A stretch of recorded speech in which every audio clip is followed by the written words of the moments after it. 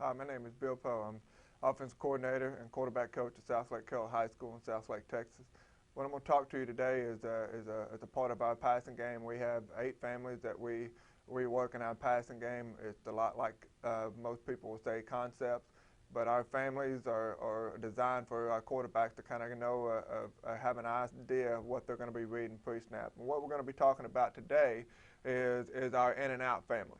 Our in and out family consists of our 4 base routes or plays that we will run, which is all sit, rail sit, square, and out. In the in and out family, our quarterback is to know that we are going to identify what are we going to be reading as we go into the pre-snap of the play. First thing we're going to start off with in our in and out family, is our all-sit combination. What all-sit is basically it's going to be a 10-yard curl with all 4 receivers across the board. And what we're trying to work is as a quarterback, our in and out family is an extension of our quick game family.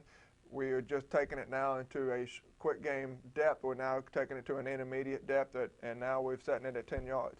And then in this particular play, we're going to be reading the rovers or outside linebackers that lines up over number 2, and we're going to work opposite as to whatever he does. So the idea behind the family is in and out. We're going to read these outside linebackers. If they go out, we're going to go in. If he stays in, we're going to go out. Let's look at some film. Now again, as long as we said in our quick game family, we're going to be working an in and out philosophy. And as a quarterback, since it is mirrored on both sides, we're going to work to eliminate half the field pre-snap.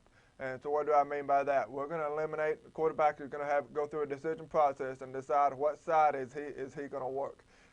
In this particular case, we've got an outside linebacker, or it's inside the box. So we know we have a lot of grass underneath the inside receiver and the outside receiver down to the wide side of the field. Now in here to the short side, to the boundary, we've got an outside linebacker that's tight to the box, and you got a corner that's pressed. So in our decision-making process as a quarterback, we ought to go through and find out the depth of that corner. Number 1, we see that it's softer to the wide side of the field and it's tighter to the short, and we have no underneath or no basically a flat coverage player over number 2 to the wide side of the field. So in this game, quarterback should have a mindset of pre-snap read that he's going to eliminate half the field. He ought to work to the wide side of the field, and he's going to work these 2 routes.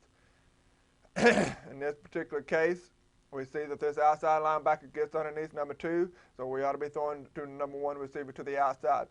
Now, as a receiver, both of them are going to be working to sell the vertical, where we want to get our defensive secondary that is on top of it. We want to break that cushion. We want them to feel threatened with that cushion, and we're going to make them feel that we're fixing to run a vertical and run straight by them, and then we're going to slam the brakes at 10-yard depth.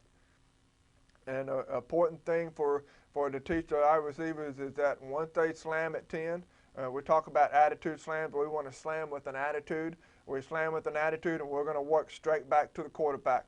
The problems that we have come through in the past is some of our receivers would like to just kind of, once they slam, just turn around and wait for the ball to come to them. But we preach and tell our receivers we want to attack the football, come back to the football, and catch it.